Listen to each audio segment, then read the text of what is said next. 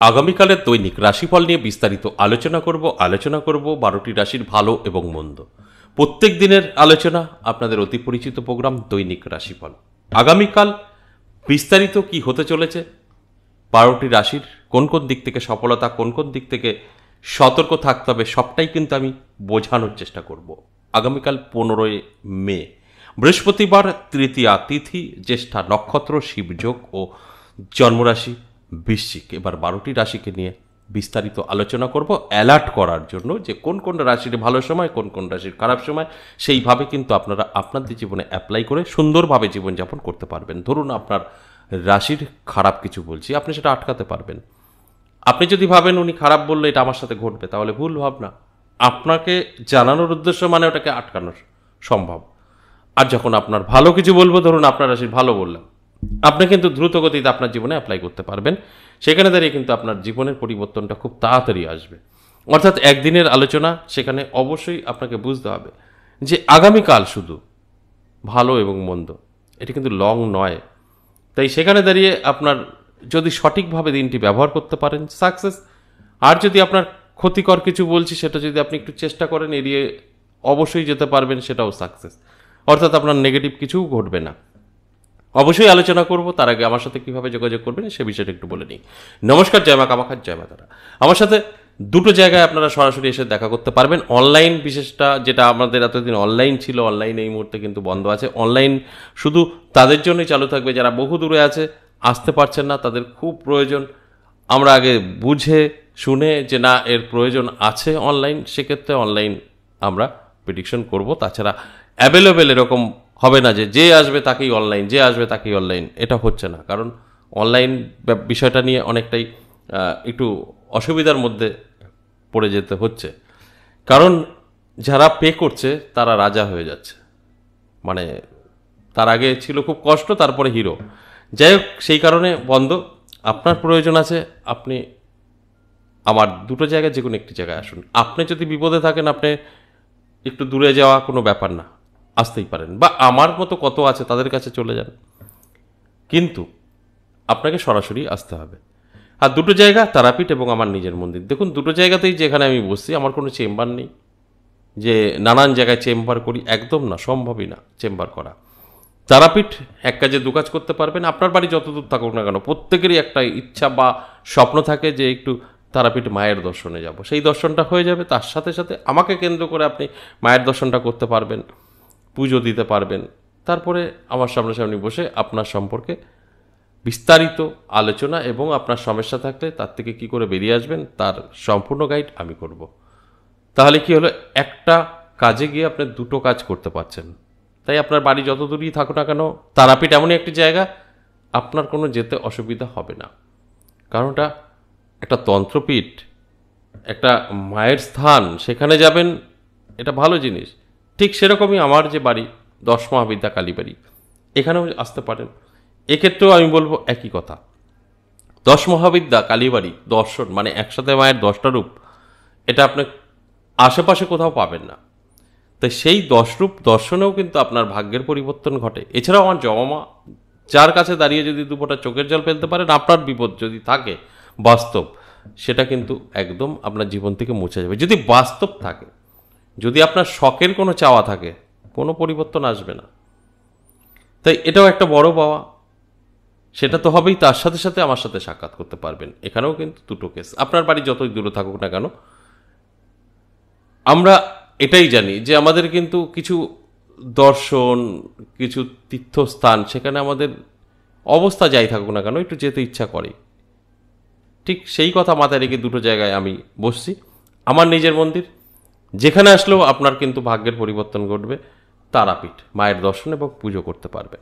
এই দুটো জায়গার যে কোনো একটি জায়গায় যদি আপনার মনে হয় আমি আসব, দেখা করব, তাহলে অবশ্যই হোয়াটসঅ্যাপ ভয়েসে বা লিখে বলবেন। এখানকার সম্পূর্ণ অ্যাড্রেস, কন্ট্যাক্ট নাম্বার পেয়ে যাবেন। তারাপীঠ এই মে মাসে পেয়ে যাবেন 31, 30, 31 দুদিন। যেরকম শুরুটা হয়ে গেছে ইংরেজি মাসের, শেষটা 30, 31 পেয়ে যাবেন। যাদের প্রয়োজন আছে, ভীষণভাবে দরকার, তারা তারাপীঠ 30, 31 দেখে নিতে পারেন। তারাপীঠের নাম্বার পেয়ে যাবেন। যদি আপনার মনে করেন যে তারাপীঠে দেখা করতে চান, যদি বিনগরের দেখা করতে আসেন সেখানকারও আপনি অ্যাড্রেস কন্ট্যাক্ট নাম্বার পেয়ে যাবেন। এটা গেল তারাপীঠ। আর আমাদের বিনগর 10 মহাবিদ্যা কালীবাড়ি কবে কবে পাবেন? সপ্তাহে 3 দিন পাবেন, সোমবার, মঙ্গলবার, বুধবার, এই 3টে দিন পেয়ে যাবেন, বেলা 11টা থেকে সন্ধ্যে 6টা। এবং এটা শুধু আমার সাথে সাক্ষাৎ করার জন্য। আর যদি মনে হয় আপনি মায়ের দর্শনে আসবেন, 10 মহাবিদ্যা কালীবাড়ি দর্শনে আসবেন, প্রত্যেকের জন্য খোলা। এখানে আসতে কোনো রকম কারোর কাছে কৈফত দিতে হয় না। এটা হচ্ছে মায়ের স্থান। আসলে বুঝবেন আমি এখানে ভগবানের একটা জায়গা করার চেষ্টা করেছি। সেখানে কোনো রকম কোনো জাতভেদ নেই, এখানে কোনো রকম গরিব বড়লোক নেই, প্রত্যেকে আসতে পারে, সবার জন্য দরজা খোলা। সেক্ষেত্রে আপনি কোনো টাইম মেনটেনের প্রয়োজন নেই।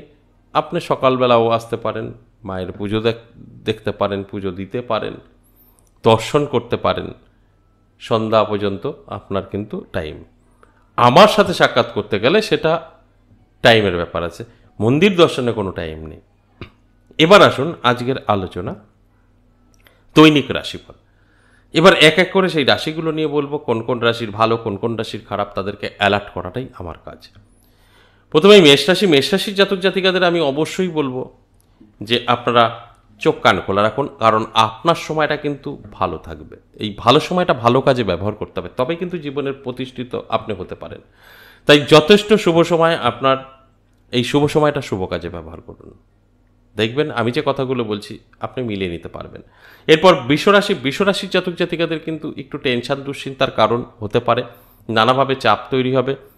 এই বৃষরাশির জাতক জাতিকাদের উদ্দেশ্যে বলবো যে একটু সতর্ক থাকুন। যদি আপনি সতর্ক থাকতে পারেন তাহলে কিন্তু সব কিছুই এড়িয়ে যেতে পারবেন। সতর্ক না থাকলে আপনি কিন্তু সমস্যায় পড়ে যেতে পারেন, কারণ আপনার জন্য সময়টা কিন্তু খুব ভালো হবে না। তাই অ্যালার্ট থাকাটা অবশ্যই জরুরি। মিথুন রাশি। মিথুন রাশির জাতক জাতিকাদের যথেষ্ট শুভ সময় থাকবে, আপনাদের স্বপ্ন পূরণ হবে, নানাভাবে কিন্তু আপনার সহযোগিতা বাড়বে। সেটা আপনার আত্মীয় স্বজন হতে পারে, বন্ধুবান্ধব হতে পারে, সমস্ত দিক থেকে সুযোগ সুবিধাও কিন্তু আপনি পাবেন, এটা অবশ্যই ভালো। কর্কট রাশি। সাবধান থাকবেন আর্থিক দিক থেকে, আপনার ইনকাম পড়ে যেতে পারে, ইনকাম আপনার প্রত্যেক দিনের থেকে কমে যেতে পারে যদি আপনি ব্যবসা বা অন্যান্য কাজকর্ম করে থাকেন। যদি জব করে থাকেন, জবের জায়গায় দেখবেন হঠাৎ করে মনটা খারাপ হয়ে যাবে, শত্রুতা তৈরি হয়ে যেতে পারে, সাময়িক ব্যাপার একদিন। তবে অবশ্যই অ্যালার্ট থাকলে এগুলো সবটাই আপনি কন্ট্রোল করতে পারবেন। সিংহ রাশির ক্ষেত্রে যদি বলি, সিংহ রাশির যথেষ্ট শুভ সময় থাকবে। সিংহ রাশির জাতক জাতিকাদের কিন্তু বন্ধু বান্ধবীর কাছ থেকে সহযোগিতা পেতে পারেন, মনে একটা হঠাৎ আনন্দ অনুভব করতে পারেন, এবং নানাভাবে কিন্তু আপনার কাছে সুযোগ সুবিধাও এসে ধরা দিতে পারে আগামীকাল, কারণ আপনার জন্য সময়টা যথেষ্ট শুভ। কন্যা রাশির ক্ষেত্রেও কিন্তু শুভ। কন্যা রাশির জাতক জাতিকাদের আমি বলবো কোনো শুভ খবর পেতে পারেন। ধরুন বহু আগে আপনি কোনো একটা জায়গায় ইন্টারভিউ দিয়েছেন বা কোনো একটা কিছু খবর আসবে আসছে না, সেই খবরটা কিন্তু আপনি পেতে পারেন, আপনার জন্য আগামীকাল শুভ। তুলা রাশি যথেষ্ট ভালো, প্রাপ্তিযোগ তৈরি হয়েছে, নানাভাবে আর্থিক উন্নতি হতে পারে। তুলা রাশির জাতক জাতিকাদের উদ্দেশ্যে বলবো চোখ কান খোলা রাখুন, অ্যালার্ট থাকুন, আপনার জন্য কিন্তু যথেষ্ট শুভ সময় আগামীকাল থাকছে। বৃশ্চিক রাশি। সাবধান থাকতে হবে, কোন দিক থেকে উটকো ঝামেলা, টেনশন, দুশ্চিন্তার কারণ হতে পারে, তাই অ্যালার্ট থাকলে আপনি এটা আটকাতে পারবেন, যে কথাটা আমি প্রত্যেকটা দিনই বলি। আর ধনুরাশি দারুণ সময়। ধনুরাশির জাতক জাতিকাদের আর্থিক দিক থেকে কিন্তু শক্তিশালী হওয়ার সম্ভাবনা আছে, কোনো না কোনো জায়গা থেকে কিন্তু অর্থ এসে আপনার হাতে ধরা দেবে, অর্থাৎ আর্থিক দিক থেকে কিন্তু আপনি অনেকটাই সচ্ছলতা বোধ করবেন। তাই আর্থিক দিক থেকে আপনার সময়টা কিন্তু যথেষ্ট শুভ থাকবে। মকর রাশির ক্ষেত্রে শুভ। মকর রাশির জাতক জাতিকাদের আমি বলবো চোখ কান খোলা রাখুন, দেখবেন আপনি ইনকাম হঠাৎ করে বেড়ে যেতে পারে, বৃদ্ধি পেতে পারে, এবং যাদের সঙ্গে সম্পর্ক আপনার খারাপ ছিল সেগুলো জোড়া লাগতে পারে, বা আপনার স্বামী স্ত্রীর মধ্যে একটু অসুবিধা চলছিল মিল হয়ে যেতে পারে, লাভ রিলেশন ভালো হতে পারে, অর্থাৎ সবটাই কিন্তু শুভ আগামীকাল। তবে শুধু শুভ নয় বলবো কুম্ভ রাশির জন্য। কুম্ভ রাশির জন্য কিন্তু আমি বলবো অনেকটাই চাপের মুখে থাকবে। ঋণ করে ফেলেছিলেন, তার চাপটা আপনাকে সহ্য করতে হবে, অর্থাৎ ঋণ শোধের জন্য প্রেশার আসতে পারে, আপনি নতুন করে আবার ঋণের জন্য যোগাযোগ করতে পারেন, সেখান থেকে ব্যর্থতা হবেন, টেনশন পিছু ছাড়বে না, এগুলো আগামীকাল হতে পারে। সর্বশেষ মীন রাশির দারুণ সময়। মীন রাশির জাতক জাতিকাদের প্রাপ্তিযোগ তৈরি হয়েছে, তাই সময়টা কিন্তু শুভ। এই শুভ সময়টা শুভ কাজে ব্যবহার করুন, ভাগ্যের চাকা ঘুরবে। এই যে 12টি রাশিকে নিয়ে আলোচনা করলাম, এটা অ্যাভারেজ এবং সর্বজনীন। এখানে কিন্তু কারোর ব্যক্তিগত জন্মছক বা হস্তরেখা বিচার বিশ্লেষণ করে আলোচনা করা হয়নি। তাই এই জায়গায় দাঁড়িয়ে কিন্তু 50% জাতক জাতিকাদের মিলবে, 50% জাতক জাতিকাদের মিলবে না, এই কথাটা আমি প্রত্যেকটা দিন বলি। আশা করি বুঝতে পেরেছেন। আজ এ পর্যন্তই, আবারও আসবো নেক্সট ভিডিও নিয়ে। ততক্ষণ ভালো থাকুন, নমস্কার।